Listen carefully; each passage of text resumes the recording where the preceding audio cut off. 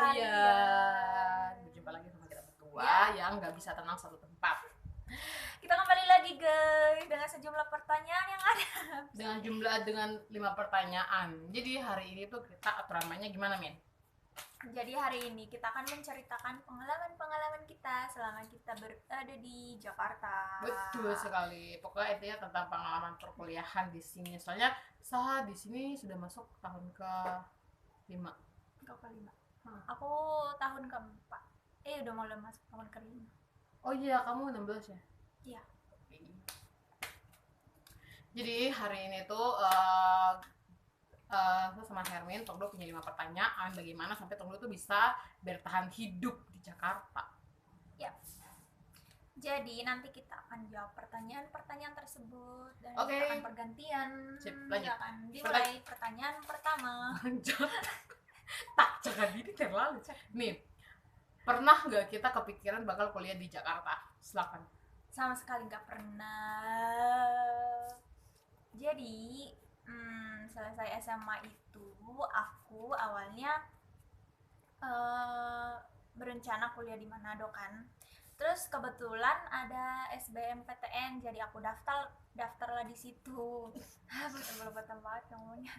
Aku daftarlah di situ ngambil jurusan PGSD dan kebetulan aku guru SD. Dan aku lulus kan, cuman kebetulan ada kakak aku di sini yang kuliah di Jakarta dan teman-temannya itu banyak yang ngambil beasiswa. Aku disaranin lah untuk ngambil beasiswa juga. Terus aku disuruh urusin kan syarat-syarat beasiswa tersebut. Aku udah urus. Habis itu tiba-tiba apa guys? Habis itu tiba-tiba aku dipanggil dong interview. Dan itu aku posisinya masih di kampung. Lalu aku dipanggil interview di Jakarta dan itu interviewnya besok. Jadi hari itu aku masih di kampung, aku ditelepon disuruh datang interview besok. Jam berapa? Jam 2 siang. Jadi malamnya aku langsung dipesankan tiket, terus langsung berangkat ke Jakarta. Terus pas nyampe di Jakarta jam 2 siang langsung interview di yayasan. Gitu guys. Nice. Jadi nggak ada kepikiran sama sekali mau kuliah di Jakarta.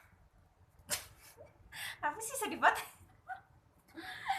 Oke lanjut. Oke selanjutnya, jadi kalau saya tuh tidak pernah berpikir atau kepikiran akan kuliah di Jakarta. Itu benar-benar jauh sekali. Bahkan kepikiran untuk kuliah pun tidak, karena begitu tamat SMA saya mau langsung cari kerja.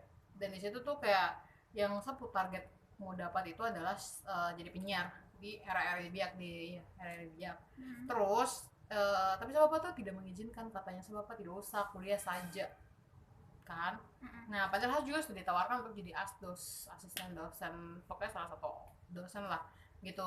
Tapi gara-gara bapak tidak mengizinkan, dan kamu pasti tahu kalau misalnya orang tua tidak merestui, jangan coba-coba, karena menyesal.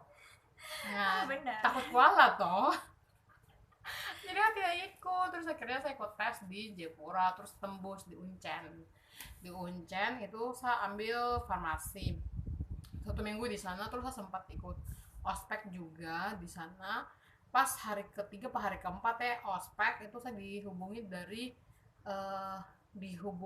dari Jakarta kalau misalnya saya punya nama tembus di salah satu universitas di sini. Boleh disebutkan nggak sih universitasnya? Nggak usah, nanti aja saja. Kalau tidak keceplosan nanti juga Tongdo cari Tongdo itu di universitas mana. Nah terus dihubungi karena bagus ya universitasnya, dan karena beasiswa juga. Dia pun namanya tuh tembus di beasiswa farmasi karena dapat beasiswa terus di Jakarta, terus ya universitasnya bagus menurut saya. Sudah tidak ada pikiran 2 kali 3 kali. Hari itu saya nama tembus, besokannya itu saya pulang ke Biak untuk urus segala macam persyaratan. Terus 1 hari saja di Biak, terus langsung tiba di sini. Jadi benar-benar tidak kepikiran. Selanjutnya itu kayak bagaimana, kayak cepet-cepetan gitu gak sih? Kayak malam ini saya tidur di Biak, besoknya tidur di Jakarta. Kayak udah gitu. Kayak mimpi. Iya. Tapi kenyataan. Betul sekali. Kayak semua terjadi dengan sangat cepat. Oke, pertanyaan kedua. Mau kok yang baca atau saya yang baca saja deh? Gantian. Kok bisa baca tulisan ini? Bisa dong.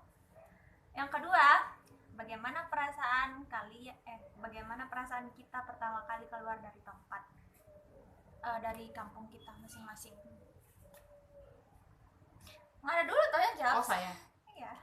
Perasaan pertama kali keluar dari biak itu, saya bingung sih menjelaskan tuh bagaimana. Maksudnya entah kenapa ya, kamu pernah tidak sih ada di posisi saya, tidak sesuai kamu punya perencanaan terus tiba-tiba pergi, dan itu kan antara senang dan Iya. tidak senang. Karena iya akhirnya bisa pergi ke Jakarta gitu. Tapi yang tidaknya tuh adalah, aduh saya ada persiapan apa, kayak merasa bahwa tuh tidak siap sekali, tapi tetap pergi. Nekat itu sungguh luar biasa ya. Iya. Nah, sudah tetap pergi ke sana, terus sampai di Jakarta rindu rumah sih, yang kayak aduh saya punya keluarga bikin apa, saudara bikin apa, apalagi karena saya tuh bersaudara ada 7 orang, kan bayangkan dalam satu rumah ada 7 saudara. Aku punya saudara kandung ada 7, bagaimana tiap hari tidak baku pukul rame. Nah kayak aku sih se euforia itu sama aku punya saudara-saudara, sudah yang setiap hari baku ganggu, tidak bisa lihat saudara perempuan satu tenang, atau tidak bisa saudara satu laki-laki satu tenang, pasti ganggu. Begitu sampai di sini kasihan, duduk di kosan, oh iya hari ini terus main duduk deh. Terus saya karena pertama kali ada tuh kan belum punya banyak temen sih, soalnya kan kampus juga belum masuk kan, masih yang kayak stay, terus masih dikasih tahu nanti ospek mau bikin apa saja, jadi ya masih di kosan sih, di asrama sih waktu itu. Dan karena satu, percayalah itu bukan orang yang mudah bergaul. Apaan?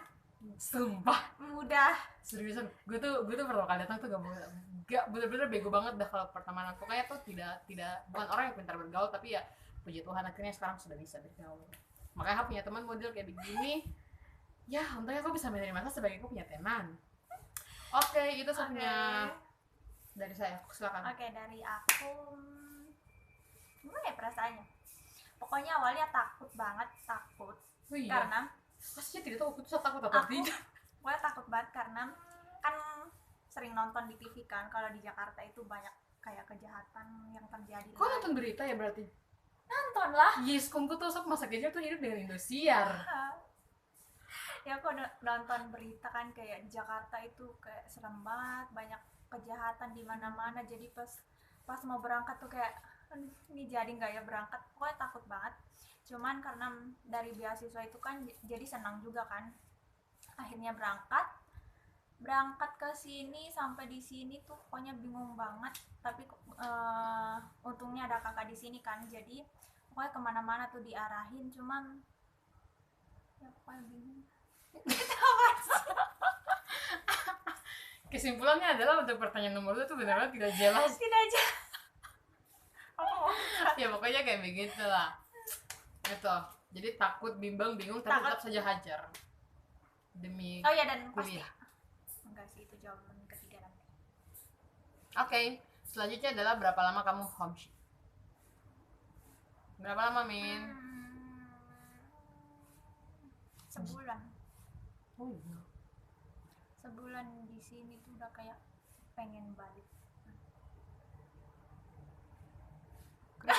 Krik. Sebulan. Bingung mau jawab apa. Ya udah, pokoknya nih sekarang saya yang menjawab. Jadi homesick saya selama di sini itu saya homesick 3 bulan. Benar-benar 3 bulan.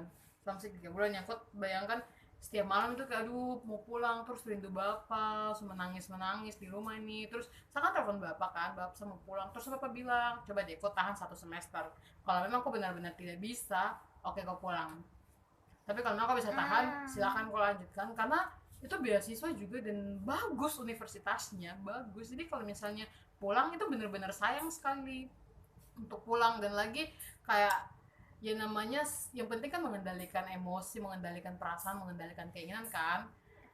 Jadi bapak tuh nasihatnya begitu. Nah lambat laun di sini akhirnya homesick selama 3 bulan tuh bisa terbayarkan lah, dengan akhirnya sudah terbiasa di sini. Saking terbiasanya sampai kalau misalnya orang tanya mau balik ke Papua, ya masa pasti balik ya, harus ada pendemo di itu, pasti balik lagi. Mungkin karena kau sendiri di sini ya. Emang kau nggak punya karena aku punya kakak di sini, oh, jadi kayak sebulan cukup ya. homesicknya itu kayak Nggak parah-parah banget. Iya, nggak parah-parah banget. Terus tahu tidak satu ya, saking homesick ya, jadi waktu itu sempat sekali mau ancam sama bapak. Aku bayangkan, aduh memang satu terlalu Macam Indonesia apa? sih. Sama kan bilang begini, kalau sampai bapak tidak mau saya pulang, saya bunuh diri. Saya gila, saya gila, saya bunuh diri, saya ini aduh apa Kalau Krisnya. kalau yang nangis atau gimana enggak sih, cuma Iya, ya enggak, aku tetap, nangis loh. tetap kangen, kayak pengen pulang. Kok sampai nangis loh? Nangis kayu kak, tapi saya tidak mengucapkan kata-kata itu ke bapak, dan setelah saya berpikir lagi, saya bersyukur itu akan menjadi aib paling bikin malu sekali. Iya, berapa bicara di YouTube ya sudah terbang. Iya kak, saya sampai nyam-nyam sama bapak begitu kak, berhal lebay sekali kak. Baru kan tuh yang misalnya kayak nih ya, cewek-cewek bapak itu kan benar-benar terkenal dengan apa dong tuh bukan tegas juga sih, kayak dong tuh kuat begitu kan, bener-bener yang wanita-wanita strong, wanita-wanita bukan, pokoknya bukan perempuan-perempuan yang gampang jatuh lah menurut saya, ini menurut saya. Tapi tuh tahu kan, entah apa yang merasuki saya, harusnya sosok manja badaki ale sama bapak. Justru kalau bapak bahas itu lagi, saya kayak mau muntah, sampai kayak langsung saya kayak rasanya mau curhat, saya pertama dari kartu keluarga. Kamu pulang, kamu kasih lah bapak demi tidak mendengar kata-kata itu. Sudah pokoknya begitu, saya sudah punya homesick selama 3 bulan, dan puji Tuhan sudah uh, bisa dihilangkan, dan akhirnya saya Bertahan sampai saat ini. Oke, selanjutnya Keberapa itu? keempat, Bagaimana rasanya kuliah di tempat yang kuliah sekarang. sekarang? Ini mesti sebut nama universitas tidak sih? Apa nggak usah? Nggak usah aja, kalian ntar baru kita itu deh. Pokoknya di tempat, gimana rasanya kuliah di tempat sekarang. Pokoknya aku tuh sangat menyukai saya punya kampus, sangat amat menyukai saya punya kampus, benar-benar sangat mencintai saya punya kampus. Nanti suatu saat saya akan kasih tahu saya kuliah di mana, jurusan apa yang saya ambil, terus oh ya ntar kita bikin tentang itu ya, kuliah di mana, jurusan apa yang kita ambil, dan kenapa kita pengen banget sama jurusan itu. Nah, rasanya kuliah di tempat sekarang itu awal-awalnya kan benar-benar berat, karena notabene saya tuh dari kampung, dari namanya juga perempuan tanah ya, yang setiap hari perjalanan dan permainannya itu tuh pasti sama-sama hewan-hewan. Maksudnya itu tuh punya teman manusia, cuma terlalu sering jiwa kehewanan ini tuh terlalu merajalela dalam tubuh gitu. Jadi yang namanya lihat anjing tidur baik-baik, kamu tidak bisa, babi tidur baik-baik, kamu tidak bisa. Tidak ganggu sampai itu bisa-bisa kalau misalnya babi atau anjing mati baru naik ke surga bilang Tuhan tersenja masuk di surga. Itu kayaknya saya dosa banyak sekali buat bilang, oke kalau yang bicara ini Hermes saja yang ngerti bro. Ya pokoknya begitu. Kamu sampai babi masuk. Iya, kalau terus menyukai hewan-hewan kayak, aku bayangkan siapa ada perempuan bangun pagi-pagi dia melihat babi jalan depan rumah saja. Astaga. Saya punya hidup terlalu sebahagia itu guys. Di satu tempat ada babi sih, tapi beberapa titik di satu tempat saya sampai hafal babi-babi itu akan lewat di tempat-tempat mana, anjing-anjing nggak tahu tempat-tempat mana, lu saya hafal mati. Oke, situ saja. Yang tidak hafal orang punya kebun, saya takut dapat ini lagi. Pokoknya gimana? Pokoknya menyenangkan di sini itu benar-benar saya sangat suka sekali dengan tempat kuliah sekarang. Karena kenapa sampai nih? Jadi kalau kamu nonton di part yang pertama, saya sama Herman pernah bikin kayak part pertama kan. Nah itu kalau misalnya kan cek pas di bagian deep hobi, terus Herman bilang kan saya punya hobi itu belajar. Kayak mau teramas dia tapi teman jadi, atau saya ramas dia harus teraput teman. Itu bukan hobi belajar ya, karena memang satu tempat sekarang tuh tuntutannya tuh kayak segala hal tuh disiapkan, fasilitas disiapkan, buku-buku disiapkan, jurnal juga ada, semua tuh kayak benar-benar terupdate lah. Cuma bagaimana caranya kok saja mengoptimalkan lagi. Pokoknya bagaimana caranya koi untuk apa sih bahasa Indonesia yang baik dan benar untuk kok bingung. Iya itu lagi kan. Saya sudah mentok sekali kan, yes kon. Otak berjalan.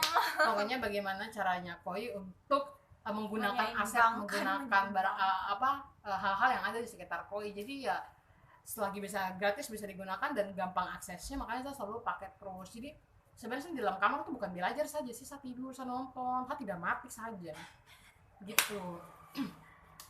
Dan makanya senang sekali kalau misalnya di tempat sekarang, karena itu benar-benar jauh sekali dengan cara belajarnya saya waktu di Papua. Dan lama tahun saya sudah bisa mengikuti dan itu menyenangkan. Ternyata kalau misalnya aku belajar itu menyenangkan sih, menurut saya menyenangkan. Dan karena saya bodoh jadi saya menyukai hal itu. Apa yang kau lewat? Kok udah diganggu? Apa ngapain? Oke, Hermin bagaimana Toy? Lanjut. Gimana rasanya kuliah di tempat yang sekarang? Apa nih muka gimana sih ya? Oke, rasanya gimana ya? Rasanya senang pastinya. Cuma awalnya kayak yang di kampung itu kalau lihat anak kuliahan tuh kayak ke kampus, habis itu pulang Yuk, kayak tidak ada beban, kayak tidak ada beban sama sekali. Jadi pas masuk di tempat saya tuh awalnya masih ini kan, masih pelajaran yang umum, masih mudah. Tapi akhir-akhirnya banyak tugas, setiap hari dikasih tugas. Habis itu aku bingung mau ngomong apa. Pokoknya beda lah ya waktu sama SMA ya. Pokoknya begitu guys. Jadi benar-benar berbeda. Yang tadinya kalau kan kira anak kuliahan itu cuma kayak kuliah dan pulang. Ya, Sebaiknya kau pikir ulang. Pikir ulang. Tapi kalian juga akan melewati, jadi Semangat. nanti kalian tahu rasanya gimana kuliah. Betul. Oke. Pertanyaan terakhir. Oke, balik lagi. Tadi ada gangguan. Oke. Terakhir tips buat kalian yang mau kuliah, terutama buat yang iklan. Oke. Jadi karena terlalu banyak gangguan nanti nantikan saja untuk yang part selanjutnya. Sekian dulu. Sampai sini video kita kali ini. Sampai ketemu di video Sampai ketemu lagi di video selanjutnya. Bye bye. Dadah.